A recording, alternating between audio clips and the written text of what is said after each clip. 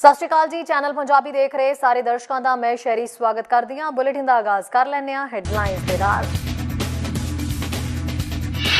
मौसम विग्यानी माइकल कुस ने लोअर मेनलैंड दे विच 50 मिलीमीटर मीह पैण दा जताया खदशा, लोकां नूं सतर्क रहण दी चेतावनी।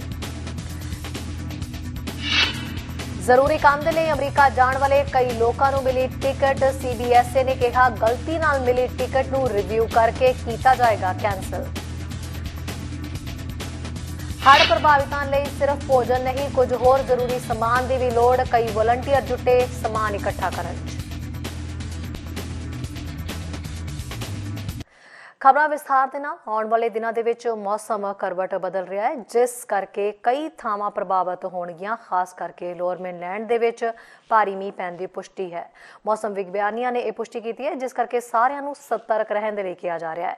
ਅਤੇ हालांकि यह भी कहा जा रहा है कि पहला वर्गा जिहड़ा मीह है ਉਹ ਪੈਣ ਦੇ ਪਹਿਲਾਂ ਵਰਗੇ ਵਿਗੜੇ ਹਾਲਾਤ ਜਿਹੜੇ ਨੇ ਉਹ ਤਾਂ ਨਹੀਂ ਬਣਨਗੇ, ਪਰ ਫਿਰ ਵੀ ਸਾਰਿਆਂ ਨੂੰ ਪਹਿਲਾਂ ਤੋਂ ਇਸ ਸੰਬੰਧੀ ਸਤਰਕ ਰਹਿਣ ਦੀ ਲੋੜ ਹੈ। ਲੋਅਰ ਮੇਨਲੈਂਡ ਦੇ ਲਈ ਵਧੇਰੇ ਬਾਰਿਸ਼ ਦੀ ਭਵਿੱਖਬਾਣੀ ਕੀਤੀ ਗਈ ਹੈ, ਕਿਉਂਕਿ ਐਬਸਫਰਡ ਤੇ ਹੋਰ ਭਾਈਚਾਰਿਆਂ ਨੂੰ ਹੜ੍ਹ ਦੇ ਪਾਣੀ ਨਾਲ ਸੰਘਰਸ਼ ਕਰਨਾ ਪੈ ਰਿਹਾ ਹੈ। मौसम विग्यानी माइकल कस के अनुसार एक होर मजबूत मौसम प्रणाली दक्षिणी BC उत्ते अपना रस्ता बनाने वाली है। कुछ हिस्सों के भारी संभावना है। यह मुख्य तौर पर सुक्का शुरू होता है। बुधवार को तड़के कुछ रुक रुक के मीह पैण की संभावना है। मीह दोपहर को वधदा है तो वीरवार को असल दे विच तेज होएगा। एनवायरमेंट कैनेडा ने लोअर मेनलैंड के लिए एक विशेष मौसम बयान जारी किया है, जिस विच बुधवार रात को ज़्यादातर मीह पैण की चेतावनी दी गई है, जदों कि कुछ ते एनवायरमेंट कैनेडा दोवें नोट करते हैं कि आने वाली प्रणाली इन्नी तीव्र नहीं होगी जिन्नी दक्षिणी BC दे विच वड्डे पद्धर ते हड़ां ते चिक्कड़ खिसकण कारण बने हालात ने। पिछले हफ्ते महत्वपूर्ण मीह ते हवा आउण दी संभावना है जिहड़ी वापरी। एनवायरमेंट कैनेडा ने कहा है कि इस तो इलावा ठंड का पद्धर वीरवार को पहाड़ दीआं चोटियां तो उपर हो जाएगा। यह मौजूदा हड़ां नूं विगाड़ सकता है तो कमज़ोर लैंडस्केपां ते बुनियादी ढांचे नूं प्रभावित कर सकता है। मंगलवार नूं मुकाबलतन खुश्क होने दे नाल कुछ का कहना है कि गटर ते कैच बेसिन की सफाई वर्गियां चीज़ों लई मौसम दे विच इस ब्रेक का फायदा उठाना महत्वपूर्ण है। पहला कुछ ने कहा कि आम मौसम के पैटर्न बदलने की संभावना नहीं है, क्योंकि असी सर्दियों के मौसम की शुरुआत करते हैं। ये हुण तक एक अद्भुत तौर पर भिजी हुई गिरावट लग रही है। असल दे विच सितंबर तो गर्मियां के अंत तक वापसी जिहड़ी है वो खिंची गई है। सोमवार को सब तो भारी मीह मुख्य तौर पर उत्तरी तट से केंद्रित सी। वातावरण कैनेडा ने भारी वर्खा, तेज हवावां ते ठंडे तापमान की चेतावनी जारी करदिआं मौसम की चेतावनी जारी की है। सूबे तो जारी एक रिलीज दे विच लिखिया गया है कि वातावरण ते जलवायु परिवर्तन कैनेडा के मौसम संबंधी भारी बारिश लई हैदागवाई, प्रिंस रॉबर्ट, कस्टेमेट ते आले दुआले के भाईचारिਆਂ ਨੂੰ कवर करदियां ने। सिस्टम ते सोमवार 22 नवंबर तक कमज़ोर स्थिति दे विच दक्षिणी तट तक पहुंचने की उम्मीद है, जिस दे विच वो खेतर भी शामिल ने जो पिछले हड़ा कारण कमज़ोर ने। BC सरकार नोट करती है कि दरिया पूर्व अनुमान केंद्र ने उत्तरी तट खेतर लई हड़ा दीआं नज़रां भी जारी रखियां होईयां ने, जिस विच उपरोक्त भाईचारा भी शामिल है। कास्टेलन का कहना है कि विभाग सूबे के मध्य के दक्षिणी तट के नाल भाईचारिਆਂ ਲਈ समुची वर्खा के संदर्भ में एक पतझड़ विच रिकॉर्ड तोड़ बारिश की तैयारी कर रहा है। उन्होंने कहना है कि विभाग ने एमरजेंसी प्रबंधन BC नूं तूफानां बारे नियमित तौर पर जानकारी दी है तो जनता लई चेतावनी प्रणाली ते काम कर रहा है, पर इस दे लई जिहड़ी लॉन्च की मिति की पुष्टि नहीं की गई। एनवायरमेंट कैनेडा ने BC दे विच इस हफ्ते होर मीह पैण की चेतावनी दिंदिआं कहा है कि इस दे नाल वो इलाके असर अंदाज हो जाणगे जिथे अजे बीते हफ्ते ते हड़ां तो पैदा हुई स्थिति सुधर नहीं रही है।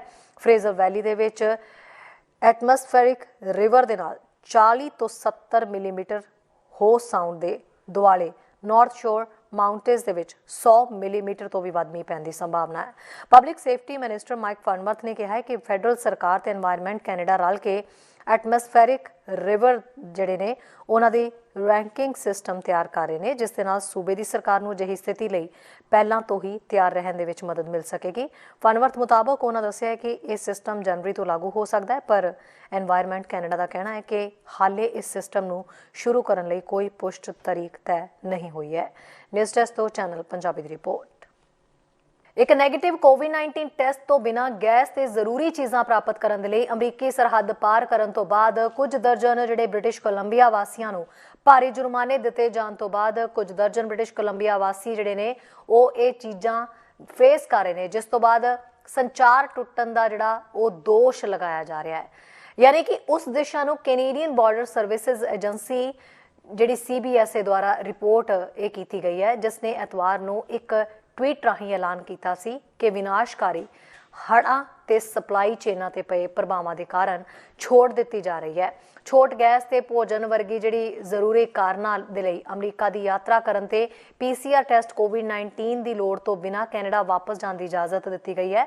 ਸੋਮਵਾਰ ਤੱਕ ਕਈਆਂ ਨੇ ਆਪਣੇ ਆਪ ਨੂੰ ਦੱਸਿਆ ਸੀ ਕਿ ਘਰ ਦੀ ਜਿਹੜੀ ਹੈ ਉਹ ਆਗਿਆ ਦੇਣ ਤੋਂ ਪਹਿਲਾਂ ਇੱਕ ਮਹਿੰਗਾ ਟੈਸਟ ਕਰਾਉਣ ਦੀ ਲੋੜ ਹੈ। ਹੋਰਨਾਂ ਨੂੰ ਜੁਰਮਾਨਾ ਲਗਾਇਆ ਗਿਆ। CBSA ਦੇ ਵਾਈਸ ਪ੍ਰੈਜ਼ੀਡੈਂਟ ਜਿਹੜੇ ਨੇ ਵਿਨਟ ਦਾ ਇਸ ਮੁਤਾਬਕ ਇਹ ਕਹਿਣਾ ਹੈ ਕਿ ਉਹ ਟਿਕਟਾਂ ਜਿਨ੍ਹਾਂ ਦੇ ਵਿੱਚ ਕੁਝ 5700 ਦੇ ਕਰੀਬ ਲੋਕ ਨੇ, ਕੈਨੇਡਾ ਦੀ ਪਬਲਿਕ ਏਜੰਸੀ ਦੁਆਰਾ ਜਿਹੜੀ ਹੈ ਉਹਨਾਂ ਦੀ ਸਮੀਖਿਆ ਕੀਤੀ ਜਾਏਗੀ ਤੇ ਉਲਝਣ ਨੂੰ ਅਫਸੋਸਜਨਕ ਕਿਹਾ ਜਾਏਗਾ। ਵਿਨਟ ਨੇ ਕਿਹਾ ਹੈ ਕਿ ਜਿਨ੍ਹਾਂ ਨੂੰ ਟਿਕਟ ਦਿੱਤੀਆਂ ਗਈਆਂ ਨੇ ਉਹ ਜੇ ਜ਼ਰੂਰੀ ਕੰਮ ਦੇ ਲਈ ਅਮਰੀਕਾ ਗਏ ਸੀ ਤਾਂ ਉਹਨਾਂ ਦੀ ਟਿਕਟ ਕੈਂਸਲ ਕੀਤੀ ਜਾਏਗੀ। ਉਹਨਾਂ ਦਾ ਇਹ ਕਹਿਣਾ ਹੈ ਕਿ ਜਦੋਂ ਉਹਨਾਂ ਦੇ ਧਿਆਨ ਦੇ ਵਿੱਚ ਆਇਆ ਕਿ ਫੈਡਰਲ ਤੇ ਸੂਬਾਈ ਮੰਤਰੀਆਂ ਦੇ ਨਿਰਦੇਸ਼ਾਂ ਨੂੰ ਸਰਹੱਦੀ ਜਾਂਚਾਂ ਤੇ ਲਾਗੂ ਕੀਤਾ ਜਾ ਰਿਹਾ ਹੈ ਤਾਂ ਉਹਨਾਂ ਨੇ ਜਿਹੜਾ ਕੋਰਸ ਠੀਕ ਕਰਨ ਦੀ ਗੱਲ ਆਖੀ। ਉਹਨਾਂ ਕਿਹਾ ਕਿ ਇਹ ਅਫਸੋਸਜਨਕ ਹੈ ਕਿ ਤਬਦੀਲੀ ਦੀ ਮਿਆਦ ਦੇ ਵਿੱਚ ਤਣਾਅ ਕਾਫੀ ਵਧਿਆ ਹੋਇਆ ਹੈ ਕਿਉਂਕਿ ਲੋਕ ਪਹਿਲਾਂ ਤੋਂ ਹੀ ਹੜ੍ਹਾਂ ਦੀ ਮਾਰ ਝੇਲ ਰਹੇ ਨੇ। ਉਹਨਾਂ ਦਾ ਕਹਿਣਾ ਹੈ ਕਿ ਹੜ੍ਹਾਂ ਦੇ ਨਾਲ ਬਹੁਤ ਸਾਰੇ ਸਰਹੱਦੀ ਏਜੰਟ ਨਿੱਜੀ ਤੌਰ ਤੇ ਪ੍ਰਭਾਵਿਤ ਜਿਹੜੇ ਨੇ ਉਹ ਹੋਏ ਨੇ ਤੇ ਸਮਸ ਖੇਤਰ ਦੇ ਵਿੱਚ ਐਬਸਫਰਡ ਤੇ ਹੈਟਿੰਗਟਨ ਕ੍ਰਾਸਿੰਗ ਨੂੰ ਖਾਲੀ ਕਰਨ ਦਾ ਹੁਕਮ ਜਾਰੀ ਕੀਤਾ ਗਿਆ ਸੀ। ਜ਼ਿਆਦਾਤਰ ਸਥਿਤੀਆਂ ਦੇ ਵਿੱਚ ਦੱਖਣ ਦੀ ਯਾਤਰਾ ਕਰਨਾ ਅਜੇ ਵੀ ਸੀਮਿਤ ਹੈ, ਪਰ ਉਹਨਾਂ ਕਿਹਾ ਹੈ ਕਿ ਸਰਹੱਦ ਪਾਰ ਕਰਨ ਦਾ ਕਾਰਨ ਹੜ੍ਹਾਂ ਨਾਲ ਸੰਬੰਧਿਤ ਹੀ ਹੋਣਾ ਚਾਹੀਦਾ ਹੈ। ਇਸ ਤੋਂ ਇਲਾਵਾ ਸਮੀਖਿਆ ਨਹੀਂ ਕੀਤੀ ਜਾਏਗੀ ਜੋ ਖੁਸ਼ੀ ਦੇ ਨਾਲ ਯਾਤਰਾ ਕਰ ਰਹੇ ਨੇ। ਨਾਲ ਹੀ ਇਹ ਕਿਹਾ ਗਿਆ ਕਿ ਅਸੀਂ ਉਮੀਦ ਕਰਦੇ ਹਾਂ ਕਿ ਇਹ ਛੋਟੀਆਂ ਯਾਤਰਾਵਾਂ ਹੋਣਗੀਆਂ। ਤੁਸੀਂ ਗੈਸ, ਬਾਲਣ ਜਾਂ ਕਰਿਆਨਾ ਦਾ ਸਮਾਨ ਜਾਂ ਫਿਰ ਡਾਈਪਰ ਜਾਂ ਫਾਰਮਾਸਿਊਟੀਕਲ ਦੇ ਲਈ ਜਾ ਰਹੇ ਹੋ ਤਾਂ ਤੁਸੀਂ ਕੈਨੇਡਾ ਵਾਪਸ ਆ ਰਹੇ ਹੋ। ਇਹ ਫਰਮਾਨ ਸਿਰਫ ਜੀਵਨ ਦੀਆਂ ਲੋੜਾਂ ਬਾਰੇ ਕੇਂਦਰਿਤ ਕੀਤਾ ਗਿਆ ਹੈ। ਗੈਸ ਤੇ ਹੋਰ ਲੋੜਾਂ ਦੇ ਲਈ ਅਮਰੀਕਾ ਜਾਣ ਵਾਲਿਆਂ ਨੂੰ ਵੀ ਪਾਸਪੋਰਟ ਤੇ ਵੈਕਸੀਨੇਸ਼ਨ ਪ੍ਰੂਫ ਆਪਣੇ ਨਾਲ ਰੱਖਣ ਦੀ ਲੋੜ ਹੋਵੇਗੀ। ਅਰਾਈਵ ਕੈਨ ਐਪ ਵੀ ਹੋਣੀ ਜ਼ਰੂਰੀ ਹੈ ਜਿਸ ਦੇ ਵਿੱਚ ਕੋਈ ਛੋਟ ਨਹੀਂ ਹੈ। ਉਧਰ ਭੋਜਨ ਦੇ ਨਾਲ ਹੁਣ ਹੋਰ ਕਿਹੜੀਆਂ ਚੀਜ਼ਾਂ ਦੀ ਲੋੜ ਹੈ ਹੜ੍ਹ ਪ੍ਰਭਾਵਿਤਾਂ ਦੇ ਲਈ ਤੇ ਵਲੰਟੀਅਰ ਆਪਣੇ ਪੱਧਰ ਦੇ ਉੱਤੇ ਕਿਵੇਂ ਕਰ ਰਹੇ ਨੇ, ਇਸ ਲਈ ਕੋਸ਼ਿਸ਼ਾਂ ਆਓ ਸੁਣਦੇ ਹਾਂ। ਸਤਿ ਸ਼੍ਰੀ ਅਕਾਲ ਜੀ। ਇਸ ਵੇਲੇ ਐਬਸਫਰਡ ਦੇ ਵਿੱਚ ਕੀ ਹਾਲਾਤ ਨੇ, ਲੋਕਾਂ ਤੱਕ ਜਿਹੜਾ ਜ਼ਰੂਰੀ ਸਮਾਨ ਹੈ ਉਹ ਕਿੰਨੀ ਗਿਣਤੀ ਦੇ ਵਿੱਚ ਪਹੁੰਚ ਰਿਹਾ ਹੈ, ਸਹੀ ਹੱਥਾਂ ਦੇ ਵਿੱਚ ਜਾ ਰਿਹਾ ਹੈ, ਇਸ ਸਭ ਦੇ ਉੱਤੇ ਅਪਡੇਟ ਲੈਣ ਦੇ ਲਈ ਅਸੀਂ ਮਨਵੀਰ ਨਾਲ ਗੱਲ ਕਰਾਂਗੇ। ਮਨਵੀਰ ਇਸ ਵੇਲੇ ਐਬਸਫਰਡ ਤੋਂ ਹੀ ਸਾਡੇ ਨਾਲ ਇੱਥੇ ਲਾਈਵ ਗੱਲਬਾਤ ਕਰਨ ਦੇ ਲਈ ਪਹੁੰਚੇ ਹੋਏ ਨੇ। ਮਨਵੀਰ, ਤੁਸੀਂ ਇਸ ਵੇਲੇ ਉੱਥੋਂ ਦੇ ਹਾਲਾਤ ਨੂੰ ਹਰ ਦਿਨ ਅੱਖੀ ਦੇਖ ਰਹੇ ਹੋ, ਜੋ ਚੀਜ਼ਾਂ ਉੱਥੇ ਪਹੁੰਚ ਰਹੀਆਂ ਨੇ ਜ਼ਰੂਰਤ ਦੀਆਂ ਲੋਕਾਂ ਤੱਕ, ਉਹ ਕਿਵੇਂ ਸਹੀ ਹੱਥਾਂ ਤੱਕ ਜਾ ਰਹੀਆਂ ਨੇ, ਉਹਨਾਂ ਦੀ ਮਦਦ ਹੋ ਪਾ ਰਹੀ ਹੈ ਹੁਣ ਤੱਕ ਜਿੰਨੀ ਸਮੱਗਰੀ ਇੱਥੋਂ ਜਾਂ ਕਿਤੋਂ ਵੀ ਹੋਰ ਤੋਂ ਜਾ ਰਹੀ ਹੈ? ਸਾਡਾ ਜਿਹੜਾ ਮੁੱਢਲਾ ਪ੍ਰਯਾਸ ਸੀਗਾ ਉਹ ਤਾਂ ਸੀਗਾ ਵੀ ਆਪਾਂ ਜਿਹੜੇ ਰਿਮੋਟ ਏਰੀਆਜ਼ ਦੇ ਵਿੱਚ ਨੇ ਹੋਪ ਮੈਰਿਟ ਜਾਂ ਆਪਣੇ ਨਿਕਲਾ ਵੈਲੀ ਫੂਡ ਬੈਂਕ ਤੱਕ ਪਹੁੰਚਾਈਏ, ਪਰ ਹੁਣ ਤੱਕ ਐਬਸਫੋਰਡ ਨੂੰ ਬਹੁਤ ਲਾਈਟਲੀ ਲਿਆ ਗਿਆ। ਇਹਦਾ ਬਹੁਤ ਅਸਰ ਪੈ ਰਿਹਾ। ਜਿਵੇਂ ਸੁਮਸ ਪ੍ਰੇਰੀ ਦਾ ਏਰੀਆ ਸਾਰਾ ਹੀ ਟੋਟਲੀ ਡੁੱਬਿਆ ਹੋਇਆ।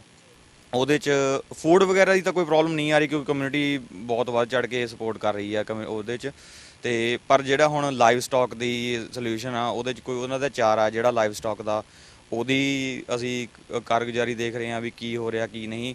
ਸਾਡੇ ਨਾਲ ਜਗਦੀਪ ਖੰਗੂੜੇ ਹੋਣੀ ਹੋ ਗਏ ਜਾਂ ਆਪਣੇ ਕਾਉਂਸਲਰ ਦੇਵ ਸਿੱਧੂ ਦੀ ਬਹੁਤ ਜ਼ਿਆਦਾ ਸ਼ਲਾਘਾ ਕਰਨੀ ਬਣਦੀ ਆ ਤੇ ਉਹਨਾਂ ਨੇ ਬਹੁਤ ਜ਼ਿਆਦਾ ਜਿਵੇਂ ਕਮਿਊਨਿਟੀਜ਼ ਦੇ ਨਾਲ ਰਲ ਕੇ ਇੱਕ ਬੰਦੇ ਦਾ ਚੱਲਣਾ ਕਮੈਂਡੇਬਲ ਜੌਬ ਹੈ ਨਾ, ਤੇ ਉਹ ਚੱਲ ਰਿਹਾ। ਤੇ ਪਲੱਸ ਹੁਣ ਜਿਹੜਾ ਕਮਿਊਨਿਟੀ ਨੂੰ ਰੀਬਿਲਡ ਕਰਨਾ ਉਹਦੀ ਬਹੁਤ ਜ਼ਿਆਦਾ ਜ਼ਰੂਰਤ ਆ ਕਿਉਂਕਿ ਉਹਦੇ 'ਚ ਆਪਣੇ ਸਾਰੇ ਮੋਸਟਲੀ ਜਿਹੜੇ ਘਰ ਵੀ ਨੇ ਟੋਟਲੀ 3-3 4-4 ਫੁੱਟ ਘਰਾਂ 'ਚ ਪਾਣੀ ਆ ਗਿਆ, ਜਿਹੜੇ ਕਿ ਰੀਬਿਲਡ ਉਹਨਾਂ ਨੂੰ ਚਾਹੀਦੀ ਹੀ ਹੋਊਗੀ ਜਾਂ ਉਹਨਾਂ ਨੂੰ ਰੈਨੋਵੇਸ਼ਨ ਜਾਂ ਕੁਝ ਵੀ।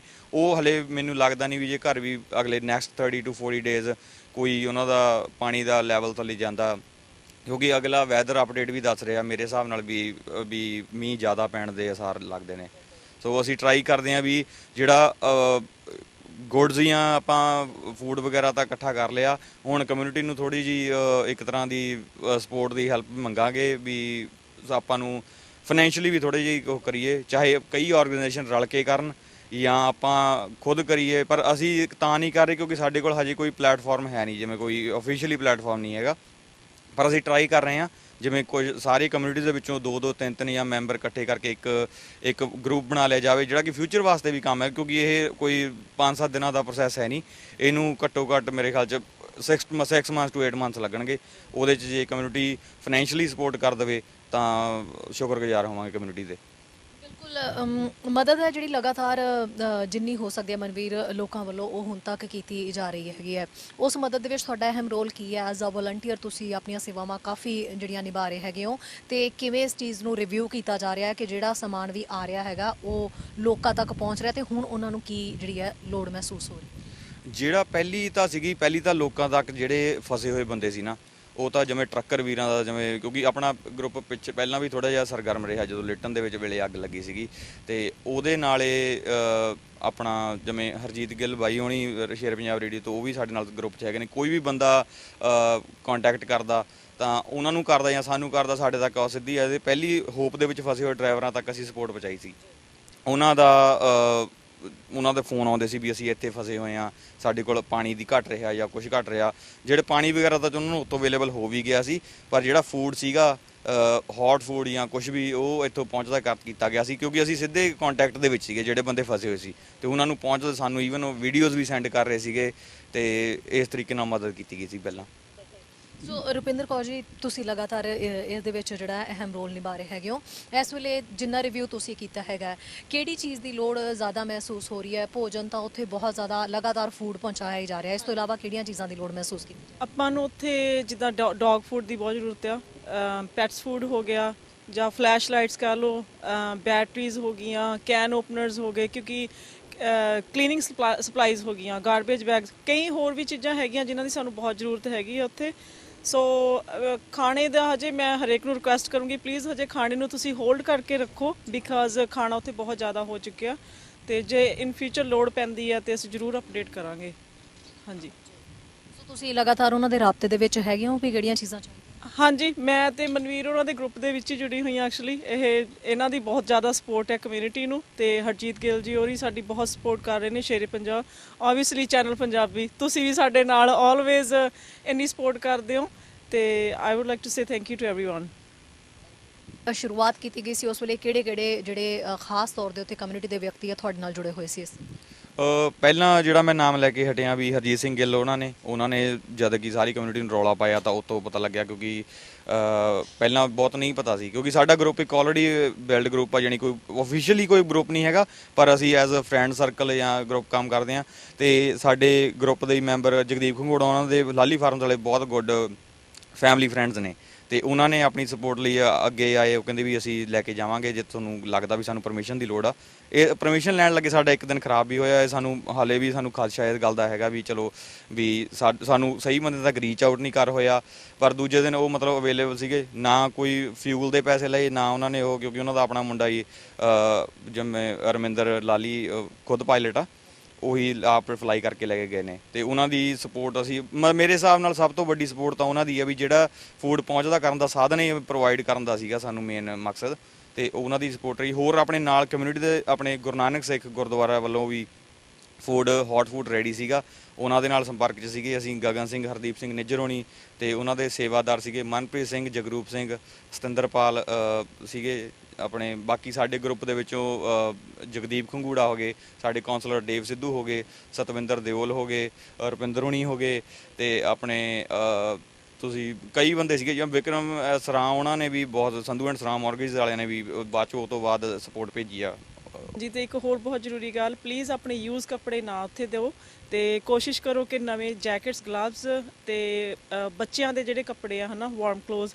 ਉਹ ਡੋਨੇਟ ਕਰਨ ਦੀ ਕੋਸ਼ਿਸ਼ ਕਰੋ, ਤੇ ਇਹ ਰਿਕੁਐਸਟ ਹੈ ਪਲੀਜ਼ ਪੁਰਾਣੇ ਕੱਪੜੇ ਨਾ ਉੱਥੇ ਡੋਨੇਟ ਕਰੋ। Thank you. ਅੱਗੇ ਦੇਖਦੇ ਹਾਂ ਐਡਮਿੰਟਨ ਤੋਂ ਸਾਡੇ ਸੀਨੀਅਰ ਪੱਤਰਕਾਰ ਕੁਲਬੀਰ ਸਿੰਘ ਸੰਘਾ ਦੀ ਖਾਸ ਅਪਡੇਟ। ਅੱਜ ਅਸੀਂ ਪਹੁੰਚੇ ਹਾਂ ਜੀ ਇੱਥੇ ਯੂਨੀਵਰਸਿਟੀ ਆਫ ਅਲਬਰਟਾ ਦੇ ਵਿੱਚ ਜਿਹੜੇ ਸਟੂਡੈਂਟ ਨੇ ਔਰ ਹੋਰ ਕਈ ਲੋਕਾਂ ਦੇ ਨਾਲ ਇਕੱਠੇ ਹੋ ਕੇ ਇਹ ਜੋ ਦਿੱਲੀ ਦੇ ਵਿੱਚ ਸੰਘਰਸ਼ ਚੱਲ ਰਿਹਾ ਪਿਛਲੇ ਪੂਰੇ 1 ਸਾਲ ਤੋਂ ਤਕਰੀਬਨ, ਉਹਦੇ ਸਪੋਰਟ ਦੇ ਵਿੱਚ ਇਹ ਇਸ ਆਉਂਦੇ ਸ਼ਨੀਚਰਵਾਰ ਨੂੰ ਅਲਬਰਟਾ ਲੈਜਿਸਲੇਚਰ ਦੇ ਵਿੱਚ ਇੱਕ ਪ੍ਰੋਟੈਸਟ ਕਰਨ ਜਾ ਰਹੇ ਨੇ। ਸੋ ਉਹਦੇ ਲਈ ਅਸੀਂ ਗੱਲਬਾਤ ਕਰ ਰਹੇ ਹਾਂ ਅਮਤੋਜ ਹੋਰਾਂ ਦੇ ਨਾਲ। ਉਹਨਾਂ ਨੂੰ ਪੁੱਛਦੇ ਹਾਂ ਕਿ ਇਹ ਜਿਹੜਾ ਪ੍ਰੋਟੈਸਟ ਉਸ ਦਿਨ ਹੋ ਰਿਹਾ ਉਹਦਾ ਕੀ ਓਬਜੈਕਟਿਵ ਹੈ ਤੇ ਕੀ ਉਹਦੇ ਨਾਲ ਆਪਾਂ ਅਚੀਵ ਕਰਨਾ ਚਾਹੁੰਦੇ ਹਾਂ। ਅਮਤੋਜ ਜੀ, ਪਹਿਲਾਂ ਵਾਹਿਗੁਰੂ ਜੀ ਕਾ ਖਾਲਸਾ, ਵਾਹਿਗੁਰੂ ਜੀ ਕੀ ਫਤਿਹ। ਇਹ ਜਿਹੜਾ ਪ੍ਰੋਟੈਸਟ ਤੁਸੀਂ ਕਿਸ ਦਿਨ ਕਰ ਰਹੇ ਆ ਤੇ ਕਿਉਂ ਕਰ ਰਹੇ ਆ? ਇਹ 27 ਤਰੀਕ ਨੂੰ ਹੋ ਰਿਹਾ ਜੀ ਅਲਬਰਟਾ ਲੈਜਿਸਲੇਟਿਵ ਦੇ ਬਾਹਰ 12 ਵਜੇ ਦੁਪਹਿਰ ਨੂੰ। ਇਹਦਾ ਇੱਕ ਤਾਂ ਮਕਸਦ ਇਹ ਹੈ ਵੀ ਮੋਰਚੇ ਦੀ ਸਾਲਗਿਰਾ ਆ ਰਹੀ ਹੈ ਉਹਨੂੰ ਮਨਾਉਣ ਲਈ, ਅਤੇ ਜਿਹੜੀ ਕਿਸਾਨਾਂ ਦੀ ਹੁਣ ਇੱਕ ਛੋਟੀ ਜਿੱਤ ਹੋਈ ਹੈ ਉਹਨੂੰ ਯਾਦ ਕਰਨ ਲਈ। ਪਰ ਇਹਦੇ ਨਾਲ ਹੀ ਲੋਕਾਂ ਨੂੰ ਯਾਦ ਦਿਵਾਉਣਾ ਜ਼ਰੂਰੀ ਹੈ ਵੀ ਮੋਰਚਾ ਹਲੇ ਮੁੱਕਿਆ ਨਹੀਂ ਹੈ। ਕਿਸਾਨਾਂ ਦੀਆਂ ਹੋਰ ਵੀ ਕਾਫੀ ਮੰਗਾਂ ਨੇ ਜਿਨ੍ਹਾਂ ਨੂੰ ਪੂਰਾ ਕਰਾਉਣਾ ਹਲੇ ਜ਼ਰੂਰੀ ਹੈ। ਜਿਹੜੇ 700 ਕਿਸਾਨਾਂ ਦੀ ਸ਼ਹੀਦੀ ਹੋ ਚੁੱਕੀ ਹੈ ਉਹਨੂੰ ਯਾਦ ਕਰਨ ਲਈ, ਅਤੇ ਉਹਦੇ ਨਾਲ ਹੀ ਇੱਥੇ ਕਾਫੀ ਗਰੁੱਪ ਨੇ, ਕਾਫੀ ਲੋਕ ਨੇ ਜਿਹੜੇ ਮੋਰਚੇ ਦਾ ਸਮਰਥਨ ਕਰਦੇ ਨੇ, ਉਹਨਾਂ ਨੂੰ ਇਕੱਠਾ ਕਰਨ ਲਈ, ਯਾਦ ਕਰਾਉਣ ਲਈ ਵੀ ਸਾਡੇ ਜਿਹੜੇ ਹੋਰ ਮਸਲੇ ਨੇ, ਜਿਹੜੀਆਂ ਸਾਡੀ ਹੋਰ ਲੜਾਈਆਂ ਨੇ ਉਹ ਕਿਵੇਂ ਜੁੜੀਆਂ ਹੋਈਆਂ ਨੇ।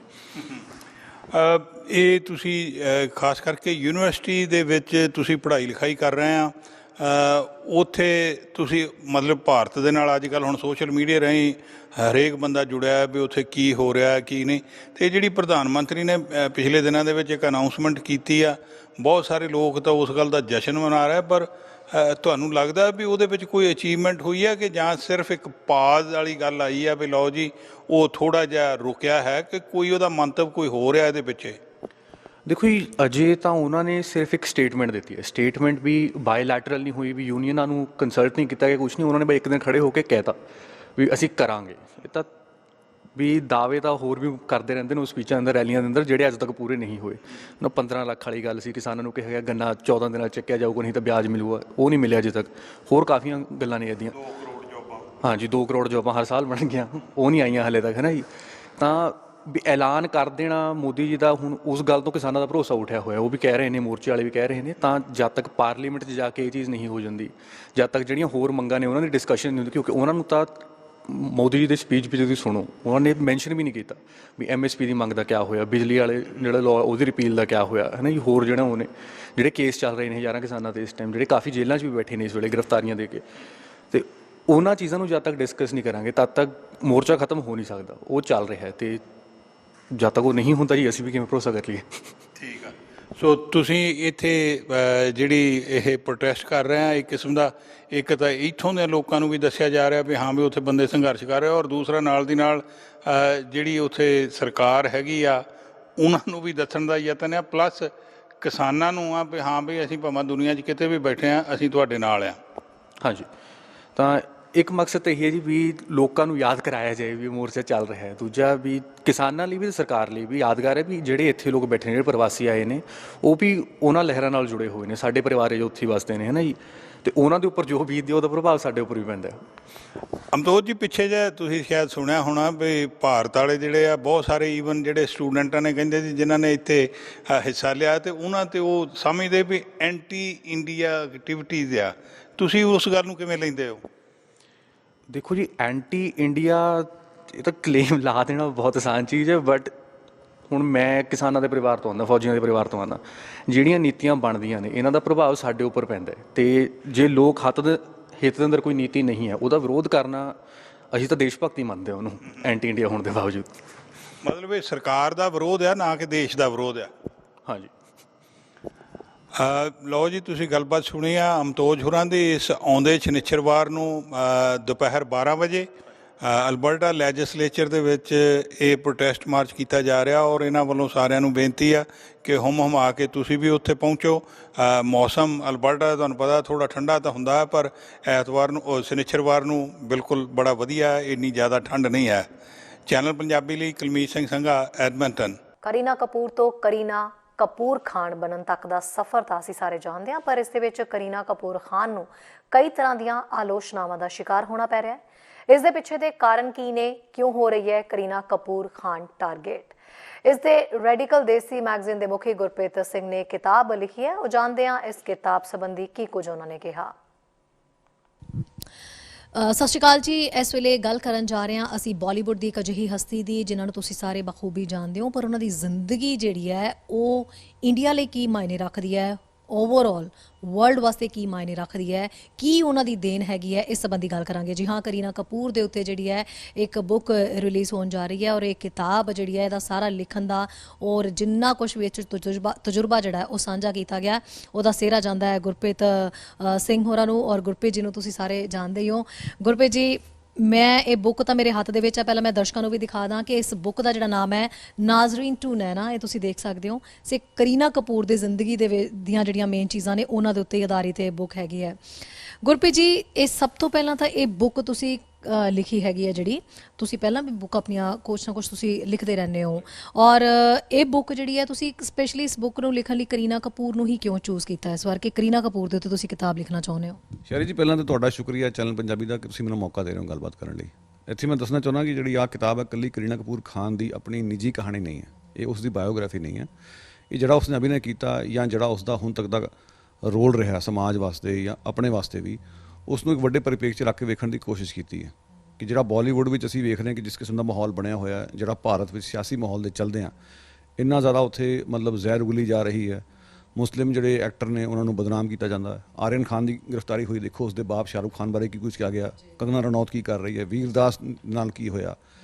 ਸੋ ਬਾਲੀਵੁੱਡ 'ਚ ਕੀ ਹੋ ਰਿਹਾ, ਭਾਰਤ ਦੇ ਮੌਜੂਦਾ ਹਾਲਾਤ ਦਾ ਉਸ 'ਤੇ ਕਿਵੇਂ ਅਸਰ ਪਿਆ, ਇਹ ਉਹ ਕਹਾਣੀ ਹੈ। ਸੋ ਕਰੀਨਾ ਕਪੂਰ ਖਾਨ ਕਿਉਂਕਿ ਖੁਦ ਇੱਕ ਹਿੰਦੂ ਭਾਈਚਾਰੇ 'ਚ ਜੰਮੀ ਪਲੀ, ਔਰ ਉਸਨੇ ਇੱਕ ਮੁਸਲਿਮ ਜਿਹੜੇ ਐਕਟਰ ਨਾਲ ਵਿਆਹ ਕੀਤਾ, ਆਪਣਾ ਨਾਂ ਵੀ ਖਾਨ ਰੱਖਿਆ, ਜਿਹੜੇ ਬੱਚਿਆਂ ਦੇ ਨਾਂ ਉਸਨੇ ਰੱਖੇ ਤੈਮੂਰ ਜਾਂ ਜੇ, ਉਸ ਨੂੰ ਲੈ ਕੇ ਜਿਹੜਾ ਇਹ ਉਸ ਇਲਜ਼ਾਮ ਲਾਇਆ ਗਿਆ ਕਿ ਲਵ ਜਿਹਾਦ ਹੋ ਰਿਹਾ ਹੈ ਜਾਂ ਇਹ ਜਿਹੜੀ ਔਰਤ ਪਾਕਿਸਤਾਨ ਚਲੀ ਜਾਵੇ, ਜਾਂ ਆਸਿਫਾ ਨਾਂ ਦੀ ਬੱਚੀ ਲਈ ਖੜੀ ਹੋਈ ਜਿਸ ਦਾ ਬਲਾਤਕਾਰ ਤੇ ਕਤਲ ਹੋਇਆ ਸੀਗਾ। ਸੋ ਇਸਨੇ ਸਮੇਂ-ਸਮੇਂ ਤੇ ਇਸ ਤਰ੍ਹਾਂ ਦੀਆਂ ਭੂਮਿਕਾਵਾਂ ਵੀ ਅਦਾ ਕੀਤੀਆਂ ਨੇ, ਪਰ ਉਸ 'ਤੇ ਗੱਲ ਬਹੁਤ ਘੱਟ ਹੋਈ ਹੈ। ਮੈਂ ਲੁਕੋ ਨਹੀਂ ਰੱਖਣਾ ਚਾਹੁੰਦਾ, ਮੈਂ ਕਰੀਨਾ ਕਪੂਰ ਦਾ ਬਹੁਤ ਵੱਡਾ ਫੈਨ ਹਾਂ, ਪਰ ਮੈਂ ਕੋਵਿਡ-19 ਦੇ ਮੰਦਰਨਜ਼ਰ ਕੋਸ਼ਿਸ਼ ਕੀਤੀ ਕਿ ਸਾਰੀਆਂ ਫਿਲਮਾਂ ਵੇਖ ਕੇ ਇਸ ਦਾ ਲੇਖਾ ਜੋਖਾ ਕੀਤਾ ਜਾਵੇ। ਜਿਹੜੇ ਕੁਝ ਇਸ ਦੇ ਪੋਲੀਟੀਕਲ ਰੋਲ ਸੀਗੇ ਉਹਨਾਂ 'ਤੇ ਮੈਂ ਜ਼ਿਆਦਾ ਫੋਕਸ ਰੱਖਿਆ। ਜਿਵੇਂ ਦੇਵ ਫਿਲਮ ਜਿਹੜੀ ਕਿ ਗੁਜਰਾਤ ਕਤਲੇਆਮ 'ਤੇ ਆਧਾਰਿਤ ਸੀਗੀ, ਉਸ ਵਿੱਚ ਇਸ ਦੀ ਸਰਵਾਈਵਰ ਦੀ ਭੂਮਿਕਾ ਸੀ, ਉਸ ਨੂੰ ਫੋਕਸ ਰੱਖਿਆ ਗਿਆ। ਬਜਰੰਗੀ ਭਾਈਚਾਰੇ 'ਚ ਇੱਕ ਹਿੰਦੂ ਔਰਤ ਜਿਹੜੀ ਕਿ ਮੁਸਲਿਮ ਪਾਕਿਸਤਾਨੀ ਬੱਚੀ ਦੀ ਬਾਂਹ ਫੜਦੀ ਹੈ, ਉਸ ਨਾਤੇ ਉਸ ਰੋਲ ਦੀ ਜਿਹੜੀ ਅਹਿਮੀਅਤ ਉਸ ਨੂੰ ਵੇਖਿਆ ਗਿਆ। ਸੋ ਉਹ ਸਾਰਾ ਕੁਝ ਲਿਖਾ ਜੋਖਾ ਇਸ ਕਿਤਾਬ ਵਿੱਚ ਕੀਤਾ ਗਿਆ ਤਾਂ ਜੋ ਅੱਜ ਦੇ ਮਾਹੌਲ ਨੂੰ ਸਮਝਿਆ ਜਾ ਸਕੇ। ਅੱਜ ਦੇ ਮਾਹੌਲ ਨੂੰ ਸਮਝਾਉਣ ਦੇ ਲਈ ਠੀਕ ਹੈ, ਕੋਈ ਨਾ ਕੋਈ ਐਗਜ਼ਾਮਪਲ ਚਾਹੀਦੀ ਹੁੰਦੀ ਹੈ, ਪਰ ਲਾਈਕ ਜੇ ਤੁਸੀਂ ਹੁਣ ਕਰੀਨਾ ਕਪੂਰ ਖਾਨ ਦੇ ਉੱਤੇ ਜਿਹੜੀ ਬੁੱਕ ਇਹ ਲਿਖੀ ਹੈ, ਨੋ ਡਾਊਟ ਜਿਹੜੀਆਂ ਤੁਸੀਂ ਗੱਲਾਂ ਕਹਿ ਰਹੇ ਹੋ, ਕਰੀਨਾ ਕਪੂਰ ਖਾਨ ਦਾ ਇੱਕ ਵਾਕਈ ਸਮਾਜ ਦੇ ਪ੍ਰਤੀ ਵੀ ਇੱਕ ਬਹੁਤ ਵੱਡਾ ਰੋਲ ਹੈ, ਔਰ ਇੱਕ ਵੂਮਨਸ ਲਈ ਬਹੁਤ ਵੱਡੇ ਚੈਲੰਜ ਹੁੰਦੇ ਨੇ ਜਦੋਂ ਉਹਨਾਂ ਨੂੰ ਫੇਸ ਕਰਨਾ ਪੈਂਦਾ, ਸਪੈਸ਼ਲੀ ਉਹ ਫੈਨਸ ਜਿਹੜੇ ਜਿਨ੍ਹਾਂ ਤੋਂ ਹਮੇਸ਼ਾ ਵਾਹੀ ਖੱਟਣ ਦੀ ਹੀ ਆਦਤ ਪਈ ਹੋਵੇ, ਬਾਲੀਵੁੱਡ ਐਕਟਰ ਜਿਹੜੇ ਹੁੰਦੇ ਨੇ ਉਹਨਾਂ ਨੂੰ, ਤੇ ਜਦੋਂ ਉਹ ਅਗੇਂਸਟ ਹੋਣਾ ਸ਼ੁਰੂ ਹੋ ਜਾਣ, ਜਾਂ ਫਿਰ ਇੱਦਾਂ ਦਾ ਮੁੱਦਾ ਹੈਗਾ ਕਿ ਜਦੋਂ ਇੱਕ ਵਾਰੀ ਛਿੜ ਜਾਏ, ਕਿਉਂਕਿ ਹਮੇਸ਼ਾ ਜਾਤ ਪਾਤ ਧਰਮ ਦੇ ਨਾਮ ਦੇ ਉੱਤੇ ਜਿਹੜੀ ਵੱਖਰੇ ਕਿਸਮ ਦੀ ਸਿਆਸਤ ਜਿਹੜੀ ਉਹ ਚੱਲਦੀ ਰਹਿੰਦੀ ਹੈ, ਤੇ ਜਦੋਂ ਐਕਟਰ ਇਸ ਦੇ ਵਿੱਚ ਘਿਰ ਜਾਂਦੇ ਨੇ ਤੇ ਉਹਨਾਂ ਲਈ ਬੜਾ ਮੁਸ਼ਕਿਲ ਹੋ ਜਾਂਦਾ ਜਵਾਬ ਦੇਣਾ। ਸੋ ਇਸ ਰੋਲ ਨੂੰ ਅਸੀਂ ਇੱਥੇ ਕੈਨੇਡਾ ਦੇ ਵਿੱਚ ਬੈਠੇ ਹਾਂ, ਤੁਸੀਂ ਕਿਵੇਂ ਦੇਖਦੇ ਹੋ? ਹੁਣ ਇਹ ਨਵਾਂ ਇੱਕ ਮੁੱਦਾ ਛੇੜਨ ਦੀ ਕੋਸ਼ਿਸ਼ ਕੀਤੀ ਗਈ, ਪਰ ਮੈਨੂੰ ਲੱਗਦਾ ਫਿਰ ਵੀ ਇਹ ਕਿਤੇ ਨਾ ਕਿਤੇ ਉਨੀ ਤੂਲ ਨਹੀਂ ਫੜ ਪਾਇਆ ਜਿੰਨੀ ਕੋਸ਼ਿਸ਼ ਕੀਤੀ ਜਾ ਰਹੀ ਸੀ ਇਸ ਮੁੱਦੇ ਨੂੰ ਤੂਲ ਦੇਣ ਦੀ। ਸੋ ਜਿਹੇ ਦੇ ਵਿੱਚ ਕੀ ਕਹਿਣਾ ਚਾਹੋਗੇ ਇਸ ਬੁੱਕ ਦੇ ਜ਼ਰੀਏ, ਤੁਸੀਂ ਜੋ ਮੈਸੇਜ ਕਨਵੇ ਕਰਨਾ ਚਾਹੁੰਦੇ ਹੋ, ਵਾਕਈ ਤੁਹਾਨੂੰ ਲੱਗਦਾ ਸਾਰਿਆਂ ਤੱਕ ਪਹੁੰਚ ਜਾਏਗਾ ਉਹ ਮੈਸੇਜ? ਦੇਖੋ, ਪਹੁੰਚਣਾ ਚਾਹੀਦਾ। ਸਾਡੀਆਂ ਛੋਟੀ ਕੋਸ਼ਿਸ਼ਾਂ ਜਾਰੀ ਨੇ। ਇੱਕ ਤਾਂ ਜਦੋਂ ਕਿਤਾਬ ਇਹ ਲਿਖੀ ਗਈ ਤੇ ਜਿਹੜਾ ਪਹਿਲਾ ਪ੍ਰਕਾਸ਼ਕ ਸੀਗਾ ਉਹ ਪਿੱਛੇ ਹਟ ਗਿਆ। ਉਸ ਦਾ ਕਹਿਣਾ ਸੀ ਕਿ ਸਿਆਸੀ ਜਿਹੜੇ ਹਵਾਲੇ ਨੇ ਵਿੱਚੋਂ ਹਟਾਏ ਜਾਣ। ਮੈਨੂੰ ਕਹਿਣਾ ਪਿਆ ਕਿ ਜੇ ਸਿਆਸੀ ਹਵਾਲੇ ਹਟਾਤੇ ਫਿਰ ਕਿਤਾਬ ਮੈਂ ਕਿਉਂ ਲਿਖ ਰਿਹਾ, ਕਿਉਂਕਿ ਮੈਂ ਤਾਂ ਸਿਆਸੀ ਦ੍ਰਿਸ਼ਟੀਕੋਣ ਤੋਂ ਲਿਖ ਰਿਹਾ ਨਾ, ਕੋਈ ਮੁਹੱਬਤ ਜਾਂ ਇਸ਼ਕ ਮੁਸ਼ਕ ਦੀ ਗੱਲਾਂ ਤਾਂ ਇਹ 'ਚ ਹੈ ਨਹੀਂ ਗੀਆਂ। ਪਰ ਉਹ ਗੱਲ ਉਹਦੇ ਮਤਲਬ ਉਸ ਹਿੰਮਤ ਨਹੀਂ ਸੀ ਛਾਪਣ ਦੀ, ਇਸ ਕਰਕੇ ਮੈਂ ਇਹ ਇਰਾਦਾ ਕੀਤਾ ਕਿ ਮੈਂ ਇਸ ਦੇ ਕੋਲੋਂ ਕਿਤਾਬ ਨਹੀਂ ਛਪਾਉਣੀ। ਅਖੀਰ ਸਤੀਸ਼ ਗੁਲਾਟੀ ਚੇਤਨਾ ਵਾਲੇ ਉਹ ਮੂਰੇ ਹੋਏ, ਉਹਨਾਂ ਨੇ ਕਿਤਾਬ ਦੀ ਜ਼ਿੰਮੇਵਾਰੀ ਲਈ, ਉਹਨਾਂ ਨੇ ਕੋਈ ਇਸ ਵਿੱਚ ਤੋੜ ਮੋੜ ਨਹੀਂ ਕੀਤੀ, ਨਾ ਚੇਂਜ ਕੀਤਾ। ਸੋ ਸਾਰਾ ਕੁਝ ਇਨ ਬਿਨ ਪੇਸ਼ ਕੀਤਾ ਗਿਆ। ਮੈਂ ਇੱਥੇ ਦੱਸਣਾ ਚਾਹੁੰਦਾ ਕਿ ਖਾਸ ਤੌਰ 'ਤੇ ਅਸੀਂ ਜਿੱਥੇ ਬਾਹਰ ਰਹਿ ਰਹੇ ਹਾਂ, ਜਿਵੇਂ ਕਿ ਸਰਲੇਖ ਦੱਸਦਾ ਫਰੋਮ ਨਾਜ਼ਦੀਨ ਟੂ ਨੈਨਾ, ਜਿਹੜਾ ਪਹਿਲਾ ਇਹਦਾ ਕਿਰਦਾਰ ਸੀਗਾ ਉਹ ਨਾਜ਼ਦੀਨ ਨਾਂ ਦੀ ਇੱਕ ਔਰਤ ਦਾ ਸੀ, ਜਿਹੜੀ ਕਿ ਇੱਕ ਬਿਹਾਰੀ ਮੁਸਲਿਮ ਔਰਤ, ਜਦੋਂ ਵੰਡ ਹੋਈ ਮੁਲਕ ਦੀ ਤੇ ਉਹ ਪਰਿਵਾਰ ਕਿਵੇਂ ਉੱਜੜ ਗਿਆ ਜਾਂ ਬਿਲਕੁਲ ਰਿਫਿਊਜੀ ਪਰਿਵਾਰ ਬਣ ਗਿਆ। ਉਹ ਰਿਫਿਊਜੀ ਜਿਹੜੇ ਨੇ ਅੱਜ ਦੀ ਦੁਨੀਆ 'ਚ ਭਟਕਦੇ ਫਿਰਦੇ ਆ। ਸੋ ਕਹਾਣੀ ਦੁਨੀਆ ਲਈ ਵੀ ਬਹੁਤ ਮਾਇਨਾ ਰੱਖਦੀ ਹੈ। ਸੋ ਉਹ ਕਹਾਣੀ ਵੇਖਣੀ ਬਹੁਤ ਜ਼ਰੂਰੀ ਹੈ, ਫਿਲਮ ਵੇਖਣੀ ਜ਼ਰੂਰੀ ਹੈ ਕਿ ਜਿਵੇਂ ਉਹ ਅਖੀਰ ਵਿੱਚ ਆਪਣੇ ਬੱਚੇ ਨੂੰ ਸਰਹੱਦ ਦੇ ਉੱਤੇ ਵੱਟ 'ਤੇ ਜਨਮ ਦਿੰਦੀ ਹੈ, ਨੋ ਮੈਨਸ ਲੈਂਡ ਦੇ ਵਿੱਚ, ਉਹ ਬਹੁਤ ਵੱਡਾ ਸੰਕੇਤ ਸੀਗਾ। ਫਿਰ ਨਾਲ ਦੀ ਨਾਲ ਮੈਂ ਇਹਦੀ ਤੁਲਨਾ ਕੀਤੀ ਹੈ ਮੇਗਨ ਮਰਕਲ ਦੇ ਨਾਲ। ਮੇਗਨ ਮਰਕਲ ਜਿਹੜੀ ਸ਼ਾਹੀ ਪਰਿਵਾਰ ਵਿੱਚ ਵਿਆਹੀ ਗਈ, ਬਾਅਦ 'ਚ ਉਸਨੇ ਉਸ ਪਰਿਵਾਰ ਨੂੰ ਤਲਾਨੀ ਦਿੱਤੀ। ਤੁਸੀਂ ਵੇਖੋ ਕਿ ਜਦੋਂ ਸ਼ਾਹੀ ਘਰਾਣੇ 'ਚ ਵਿਆਹ ਹੋਇਆ ਤੇ ਕਿਉਂਕਿ ਉਹ ਅੱਧੀ ਸਿਆਹ ਨਸਲ ਦੀ ਹੈ, ਸੋ ਜੋ ਕੁਛ ਕੂਕਲੈਕਸ ਕਲੈਨ ਵਾਲੇ ਜਾਂ ਗੋਰੇ ਨਸਲਵਾਦੀਆਂ ਵੱਲੋਂ ਉਹਨਾਂ ਬਾਰੇ ਕਿਹਾ ਗਿਆ, ਪਰਿਵਾਰ ਨੂੰ ਕਤਲ ਕਰਨ ਤੱਕ ਦੀ ਕੋਸ਼ਿਸ਼ ਕੀਤੀ ਗਈ, ਉਹ ਲੋਕ ਫੜੇ ਵੀ ਗਏ। ਸੋ ਮੈਂ ਤੁਲਨਾ ਕੀਤੀ ਦੋਨਾਂ ਕੇਸਾਂ ਦੀ। ਹੁਣ ਉਸ ਮਾਮਲੇ 'ਚ ਮੀਡੀਆ ਨੇ ਇਸ ਨੂੰ ਹਾਈਲਾਈਟ ਕੀਤਾ ਕਿ ਕਿਵੇਂ ਜਿਹੜੇ ਅੰਤਰ ਨਸਲੀ ਵਿਆਹ ਹੋਏ ਇਹਨਾਂ ਦੋ ਜੀਆਂ ਦੇ ਵਿਚਾਲੇ, ਤੇ ਔਰ ਨਸਲਵਾਦ ਕਿਵੇਂ ਸਿਰ ਚੜ੍ਹ ਕੇ ਬੋਲ ਰਿਹਾ ਸੀ। ਪਰ ਕਰੀਨਾ ਕਪੂਰ ਖਾਨ ਜਾਂ ਸੈਫ ਅਲੀ ਖਾਨ ਦੇ ਮਾਮਲੇ 'ਚ ਇੱਕ ਖਾਸ ਕਿਸਮ ਦੀ ਚੁੱਪੀ ਸੀ ਵੇਖਦੇ ਹਾਂ। ਉਹ ਚੁੱਪੀ ਤੋੜਨੀ ਲਾਜ਼ਮੀ ਹੈ ਕਿ ਭਾਰਤ ਵਿੱਚ ਕੀ ਹੋ ਰਿਹਾ ਉਹ ਵੀ ਵੇਖਿਆ ਜਾਵੇ। ਤੁਹਾਨੂੰ ਲੱਗਦਾ ਅਜਿਹੇ ਬਹੁਤ ਸਾਰੇ ਐਕਟਰਾਂ ਦੇ ਨਾਲ ਅਜਿਹਾ ਹੋਣ ਲੱਗ ਗਿਆ? ਪਹਿਲਾਂ ਤਾਂ ਇਹ ਬਾਲੀਵੁੱਡ ਐਕਟਰ ਜਿਹੜੇ ਆ ਬਹੁਤ ਤੌਰ ਦੇ ਉੱਤੇ ਇੱਕ ਸਿਹਰਾ ਬਣਦੇ ਨੇ, ਜਾਂ ਫਿਰ ਇਹ ਕਹਿ ਸਕਦੇ ਕਿਸੇ ਵੀ ਥੀਮ ਦੇ ਉੱਤੇ, ਕਿਸੇ ਵੀ ਸਮਾਜਿਕ ਮੁੱਦੇ ਦੇ ਉੱਤੇ ਕੰਮ ਕਰਨਾ ਜਿਹੜਾ ਹੁੰਦਾ ਹੈ ਉਹ ਉਹਨਾਂ ਦੀ ਨਿੱਜੀ ਜ਼ਿੰਦਗੀ ਨਾਲ ਕਿਤੇ ਨਾ ਕਿਤੇ ਜੁੜਿਆ ਨਹੀਂ ਹੁੰਦਾ। ਜੋ ਰੋਲ ਉਹਨਾਂ ਨੂੰ ਮਿਲਦਾ ਉਹਨਾਂ ਨੂੰ ਕਰਨਾ ਪੈਂਦਾ ਹੈ। ਪਰ ਜੇ ਪਰਸਨਲ ਜ਼ਿੰਦਗੀ ਨੂੰ ਇਸ ਤਰੀਕੇ ਨਾਲ ਉਛਾਲਿਆ ਜਾ ਰਿਹਾ, ਚਾਹੇ ਉਹ ਕਰੀਨਾ ਕਪੂਰ ਹੈ, ਚਾਹੇ ਸ਼ਾਹਰੁਖ ਖਾਨ ਹੈ, ਲਿਸਟ ਦੇ ਵਿੱਚ ਹੋਰ ਵੜਿਆ ਹੋ ਸਕਦੇ ਸਲਮਾਨ ਖਾਨ, ਸੋ ਬਹੁਤ ਸਾਰੇ ਐਕਟਰ ਇੱਦਾਂ ਦੇ ਨੇ ਜਿਹੜੇ ਮੁਸਲਿਮ ਭਾਈਚਾਰੇ ਨਾਲ ਸੰਬੰਧ ਰੱਖਦੇ ਨੇ। ਤੁਹਾਨੂੰ ਲੱਗਦਾ ਆਉਣ ਵਾਲੇ ਸਮੇਂ ਦੇ ਵਿੱਚ ਜਿਹੜੇ ਐਕਟਰ ਨੇ ਜਾਂ ਇਹ ਆਪਣੀ ਨਿੱਜੀ ਪਰਸਨਲ ਤੇ ਇਹਨਾਂ ਦੀ ਪ੍ਰੋਫੈਸ਼ਨਲ ਲਾਈਫ ਜਿਹੜੀ ਆ ਉਹ ਇੱਕੋ ਮਿੱਕੋ ਹੋ ਜਾਣੀ ਹੈ? ਦੇਖੋ, ਕਿਉਂਕਿ ਇਹ ਲੋਕ ਜਿਹੜੇ ਨੇ ਵੱਡੇ ਪਰਦੇ ਤੇ ਰਹਿੰਦੇ ਆ, ਸੋ ਇਹ ਜ਼ਾਹਿਰਾ ਤੌਰ ਤੇ ਇਹਨਾਂ ਨੂੰ ਪ੍ਰਸ਼ੰਸਾ ਵੀ ਮਿਲੇਗੀ, ਆਲੋਚਨਾ ਵੀ ਹੋਏਗੀ, ਦੋਨੇ ਚੀਜ਼ਾਂ ਨਾਲ ਨਾਲ ਚੱਲਦੀਆਂ। ਪਰ ਹਮੇਸ਼ਾ ਇੱਕ ਬੈਲੈਂਸ ਚਾਹੀਦਾ, ਜਿੱਥੇ ਆਲੋਚਨਾ ਕਰਨੀ ਬਣਦੀ ਉੱਥੇ ਕਰੋ। ਮੈਂ ਆਪਣੀ ਕਿਤਾਬ 'ਚ ਸਗੋਂ ਕਰੀਨਾ ਕਪੂਰ ਦੀ ਆਲੋਚਨਾ ਵੀ ਕੀਤੀ ਹੈ, ਪੂਰਾ ਚੈਪਟਰ ਹੈ ਇੱਕ, ਜਿਸ ਵਿੱਚ ਉਸ ਨੂੰ ਕਟੜੇ 'ਚ ਖੜਾਉਣ ਦੀ ਕੋਸ਼ਿਸ਼ ਕੀਤੀ ਗਈ। ਮਿਸਾਲ ਦੇ ਤੌਰ ਤੇ ਕਿਸਾਨੀ ਮੁੱਦੇ ਤੇ ਉਸ ਦੀ ਚੁੱਪੀ ਜਿਹੜੀ ਰੜਕਦੀ ਹੈ। ਮਿਸਾਲ ਦੇ ਤੌਰ ਤੇ ਰਾਜੀਵ ਗਾਂਧੀ ਦੇ ਨਾਂ ਤੇ ਪੁਰਸਕਾਰ ਉਸਨੇ ਐਕਸੈਪਟ ਕੀਤਾ, ਜਿਹੜਾ ਕਿ 84 ਦੇ ਕਤਲੇਆਮ ਵਿੱਚ ਦੋਸ਼ੀ ਸੀ। ਉਸਨੇ ਸਗੋਂ ਰਾਜੀਵ ਗਾਂਧੀ ਦੀ ਪ੍ਰਸ਼ੰਸਾ ਕੀਤੀ ਉਸ ਮੌਕੇ ਤੇ। ਉਸ ਨੂੰ ਲੈ ਕੇ ਮੈਂ ਸਵਾਲ ਕਿਤਾਬ 'ਚ ਕੀਤੇ। ਸੋ ਮੈਂ ਇਹ ਮਹਿਸੂਸ ਕਰਦਾ ਕਿ ਜਿਹੜੇ ਵੀ ਵੱਡੀਆਂ ਪਰਸਨੈਲਿਟੀਜ਼ ਨੇ ਉਹਨਾਂ ਨੂੰ ਤੁਸੀਂ ਸਵਾਲ ਵੀ ਕਰੋ, ਆਲੋਚਨਾ ਵੀ ਕਰੋ, ਤੇ ਜੇ ਤੁਸੀਂ ਉਹਨਾਂ ਨੂੰ ਪਸੰਦ ਕਰਦੇ ਤਾਂ ਉਹ ਵੀ ਆਪਣੀ ਥਾਂ ਵਾਜਬੀ ਦੱਸਦੀ, ਲੇਕਿਨ ਜਵਾਬ ਦੇ ਬਣਾਓ, ਚਮਚਾਗਿਰੀ ਨਾ ਕਰੋ। ਜ਼ਰੂਰੀ ਨਹੀਂ ਕਿ ਤੁਸੀਂ ਇੱਕ ਕੈਰੈਕਟਰ ਨੂੰ ਪਸੰਦ ਕਰਦੇ ਹੋ ਤਾਂ ਉਸਦੀ ਤੁਸੀਂ ਭਗਤੀ ਕਰਨੀ ਆ। ਅਫਸੋਸ ਦੀ ਗੱਲ ਹੈ ਕਿ ਬਾਲੀਵੁੱਡ 'ਚ ਸਪੇਸ ਥੁੜਦੀ ਜਾ ਰਹੀ ਹੈ, ਜਿਸ ਵਿੱਚ ਬਹੁਤੇ ਕਲਾਕਾਰਾਂ ਦਾ ਉਹਨਾਂ ਦਾ ਬੋਲਬਾਲਾ ਜਿਹੜੇ ਮੋਦੀ ਪੱਖੀ ਨੇ, ਜਾਂ ਜਿਵੇਂ ਕਿਸਾਨਾਂ ਦੇ ਮਸਲੇ 'ਚ ਅਸੀਂ ਵੇਖਿਆ ਜਿਨ੍ਹਾਂ ਨੇ ਕਿਸਾਨਾਂ ਦੇ ਉਲਟ ਸਟੈਂਡ ਲਏ ਔਰ ਉਹਨਾਂ ਨੇ ਮੋਦੀ ਦੇ ਹੱਕ 'ਚ ਸਟੈਂਡ ਲਏ, ਤੇ ਕਿਵੇਂ ਕੈਨੇਡਾ ਵਰਗੇ ਦੇਸ਼ਾਂ ਵਿੱਚ ਵੀ ਬਾਲੀਵੁੱਡ ਦੀ ਬਦਨਾਮੀ ਹੋਈ ਹੈ। ਸੋ ਬਹੁਤ ਥੋੜ੍ਹੇ ਲੋਕ ਨੇ। ਸੋ ਮੈਂ ਸਮਝਦਾ ਜੇ ਕਰੀਨਾ ਕਪੂਰ ਖਾਨ ਥੋੜ੍ਹੇ ਜਿਹੇ 2 ਕਦਮ ਅੱਗੇ ਜਾ ਕੇ ਉਹ ਕੰਮ ਕਰੇ ਤਾਂ ਉਸ ਦੀ ਇੱਜ਼ਤ ਹੋਰ ਵਧੇਗੀ। ਬਾਕੀ ਦੇ ਜਿਹੜੇ ਇਹਦੇ ਪਹਿਲੂ ਹੈ ਬੁੱਕ ਦੇ, ਲੋਕ ਬਾਰੀਕੀ ਨਾਲ ਜਦੋਂ ਦੇਖਣਾ ਚਾਹੁੰਦੇ ਨੇ, ਦਰਸ਼ਕ ਜਿਹੜੇ ਨੇ ਇਸ ਬੁੱਕ ਨੂੰ ਪੜ੍ਹਨਾ ਚਾਹੁੰਦੇ ਨੇ, ਤੇ ਕਦੋਂ ਲਾਂਚ ਕਰਨ ਜਾ ਰਹੇ ਹੋ ਔਰ ਕਿੱਥੇ ਲਾਂਚ ਕਰਨ ਜਾ ਰਹੇ ਹੋ? ਇੱਕ ਬੁੱਕ ਕਦੋਂ ਅਵੇਲੇਬਲ ਹੋਏਗੀ? ਬਿਲਕੁਲ ਜੀ, ਐਤਵਾਰ ਨੂੰ 28 ਨਵੰਬਰ ਨੂੰ ਦੁਪਹਿਰੇ 12 ਵਜੇ, ਜਿਹੜਾ ਸਰੀ ਦੇ ਵਿੱਚ 128 ਸਟਰੀਟ ਤੇ 83 ਐਵਨਿਊ ਦੇ ਖੁੰਝੇ ਤੇ ਛੋਟਾ ਜਿਹਾ plaza, made in India plaza, ਉੱਥੇ ਬਕਾਇਦਾ ਚੇਤਨਾ ਪ੍ਰਕਾਸ਼ਨ ਦੇ ਸਤੀਸ਼ ਗੁਲਾਟੀ ਉਹਨਾਂ ਨੇ ਕਿਤਾਬਾਂ ਦੀ ਪ੍ਰਦਰਸ਼ਨੀ ਲਾਈ ਹੋਈ ਹੈ। ਉੱਥੇ ਇਹ ਸਮਾਗਮ ਹੋ ਰਿਹਾ ਦੁਪਹਿਰੇ 12 ਵਜੇ 28 ਨਵੰਬਰ ਨੂੰ ਐਤਵਾਰ ਨੂੰ। ਮਿਹਰਬਾਨੀ, ਸ਼ੁਕਰੀਆ। ਸੋ ਖਬਰਾਂ ਤੇ ਜਾਣਕਾਰੀਆਂ ਦਾ ਸਿਲਸਿਲਾ ਫਿਲਹਾਲ ਇੱਥੇ ਮੁੱਕਦਾ। ਨਵੀਆਂ ਤੇ ਤਾਜ਼ਾ ਖਬਰਾਂ ਲੈ ਕੇ ਫਿਰ ਤੋਂ ਹਾਜ਼ਰ ਹੋਵਾਂਗੇ। ਇਜਾਜ਼ਤ ਚਾਹੁੰਦੇ ਹਾਂ, ਧੰਨਵਾਦ। ਸਾਡਾ ਹਰ ਇੱਕ ਪ੍ਰੋਗਰਾਮ ਦੇਖਣ ਤੇ ਸਾਡੇ ਨਾਲ ਜੁੜਨ ਲਈ ਸਬਸਕ੍ਰਾਈਬ ਕਰੋ ਚੈਨਲ ਪੰਜਾਬੀ ਤੇ ਨੋਟੀਫਿਕੇਸ਼ਨ ਲਈ ਬੈਲ ਆਈਕਨ ਵਾਲੇ ਬਟਨ ਤੇ ਕਲਿੱਕ ਕਰੋ।